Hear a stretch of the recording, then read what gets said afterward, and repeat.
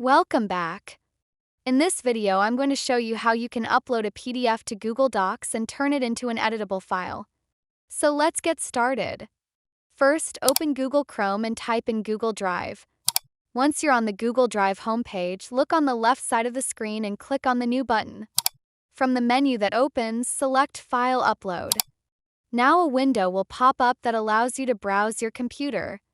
Go ahead and locate the PDF file you want to work with, select it, and then click on Open. The upload process will begin right away. Depending on the size of your PDF, this may only take a few seconds or a little longer. Once the upload is complete, you'll see your PDF appear in your drive. Next, hover over the file, click on the three dots menu and choose Open With. From the available options, select Google Docs. At this point, Google Docs will take a little bit of time to process your PDF.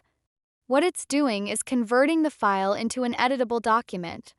When it finishes loading, your PDF will open in Google Docs just like a normal document.